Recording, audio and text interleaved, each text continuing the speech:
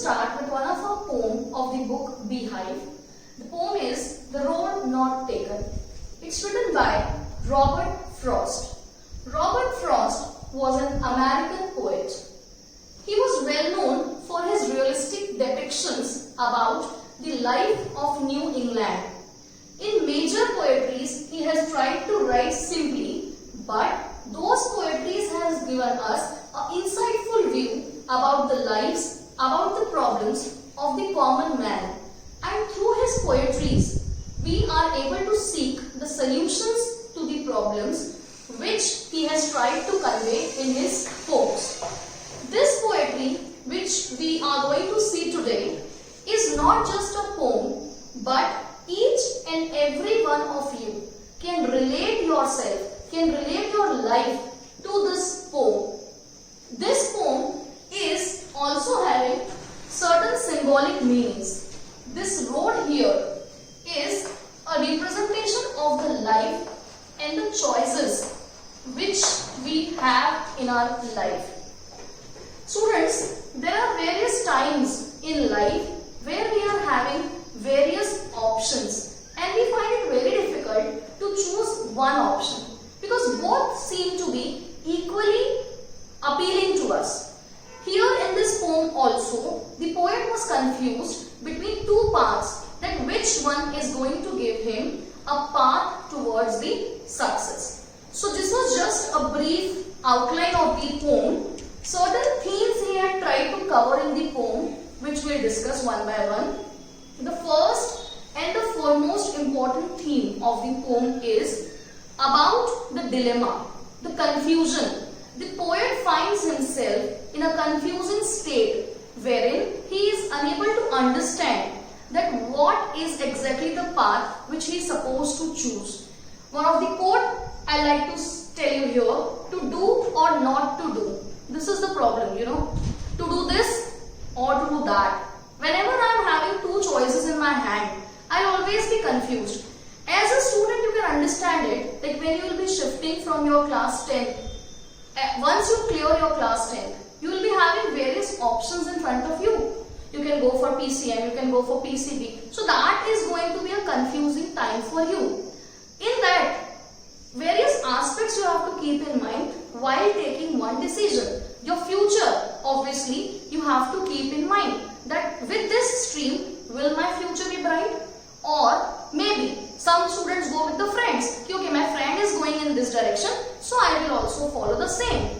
Okay, so in this poetry, various solutions to this problem also at the end of the poetry, students, you are going to see. Because Robert Frost also found himself in such a kind of a situation. He found himself trapped where he was having various options to go. But he was committed. And so, what he did, that we will see after the themes. Okay. First theme, as I told, choices and dilemma in life.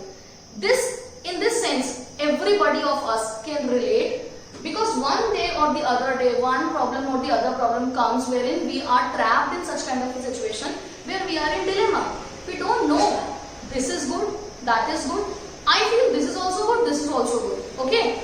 So this is the first theme. Second, dreams and hopes. As I told you, your future is important in taking the decisions. Your choices will be influenced by your future hopes, by your future dreams. Similar was the condition in this poem also. His future dreams, his hopes, or anybody else when he takes the decision has to consider these things in mind. Okay. So this is the second theme which he has tried to cover by the means of the poem. That whenever we take a decision, we need to consider these things in mind. Third theme, commitment.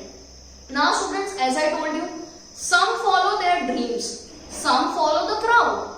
My friend is going in this stream, so I will also follow this. So what is that? Is that your commitment?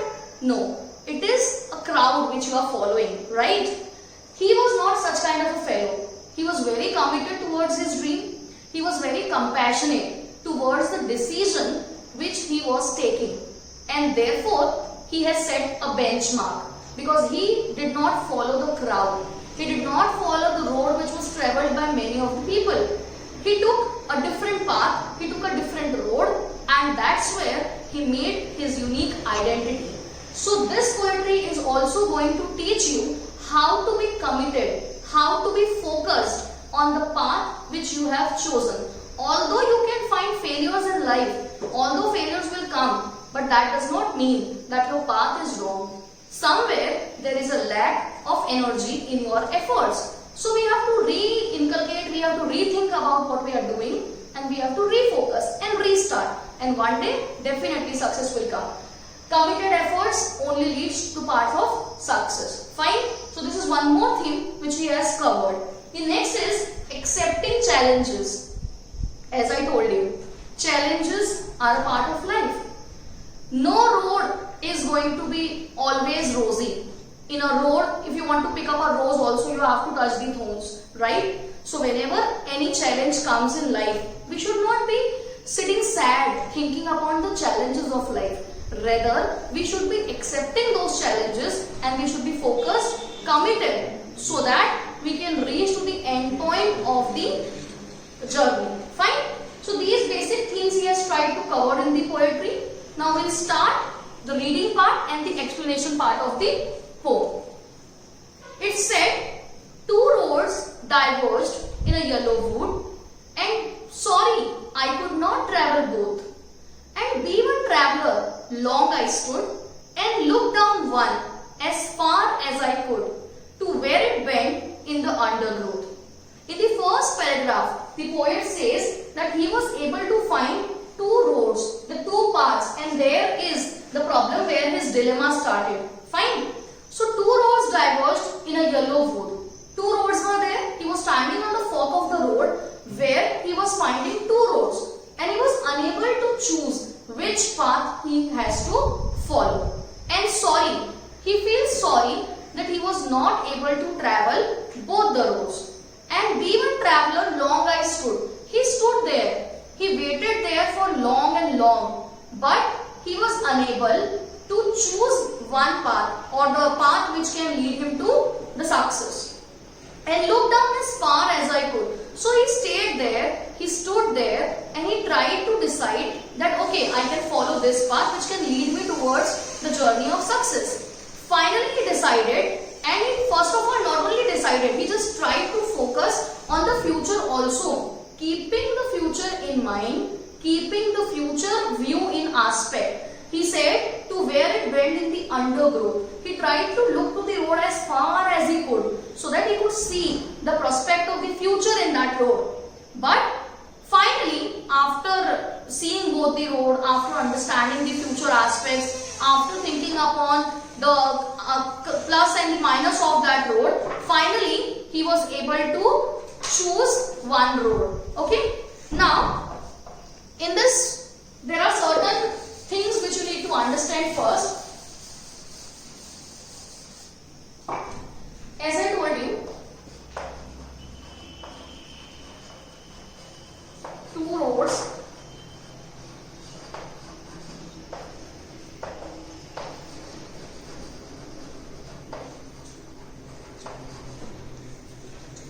diverged in a yellow wood. Fine. As I told you, these two roads, they are the symbol of two choices of the paths which he has to choose in life. So these two roads are the symbolic representation.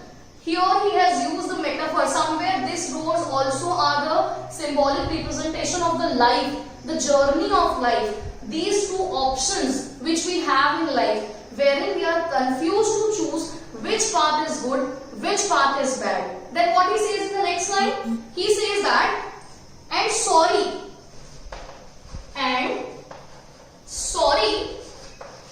I could not travel both. So he was very sad that he wanted to travel both the roads. I feel this is also good, I feel this is also good, but I am confused, I am unable to decide. So he felt that time sorry that I am unable to travel. Okay, so we will start with the first para of the poem. The first para is, first I will read it out. Two roads diverged in a yellow wood, and sorry I could not travel both.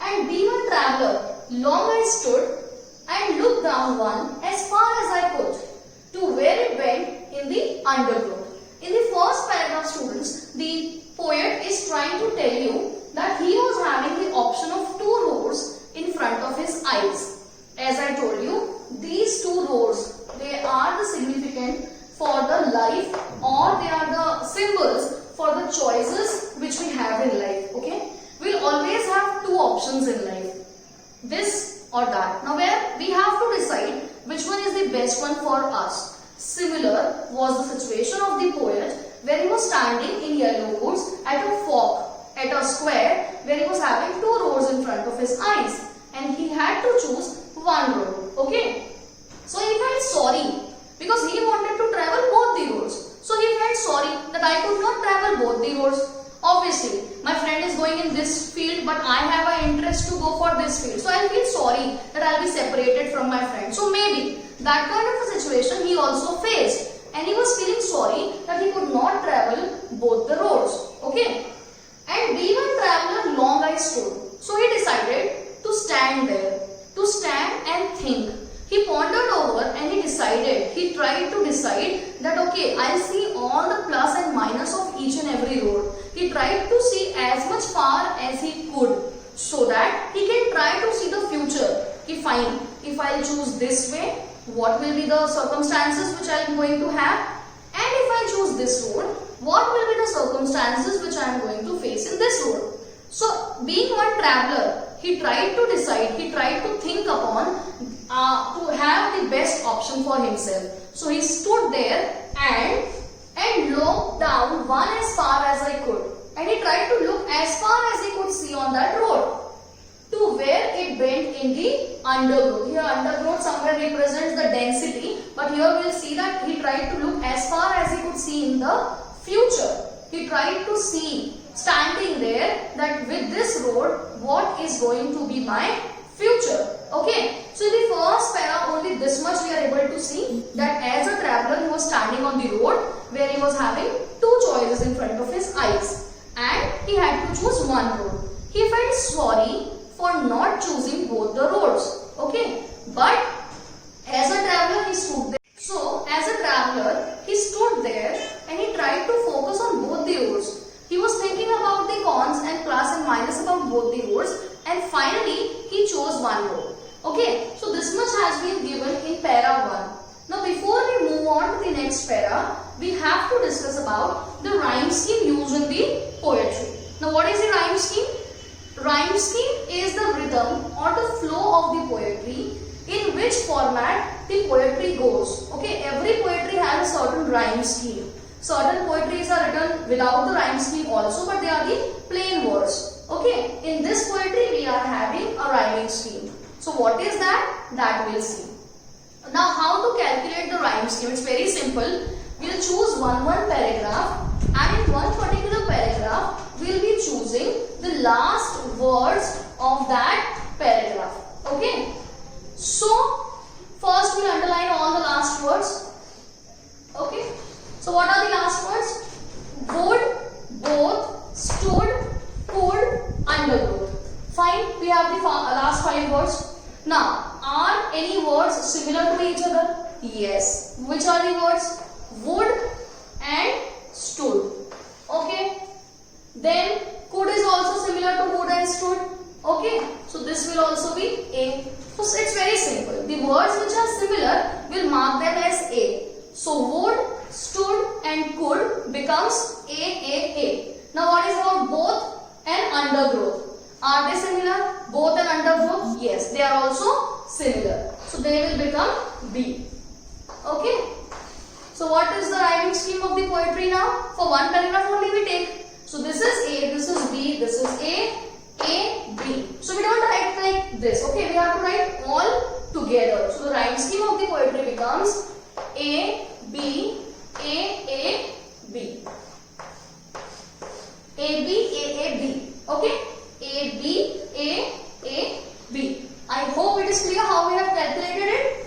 If not, in the next para again we will calculate. There is a possibility that in each para the rhyming scheme would be different. But in certain poetries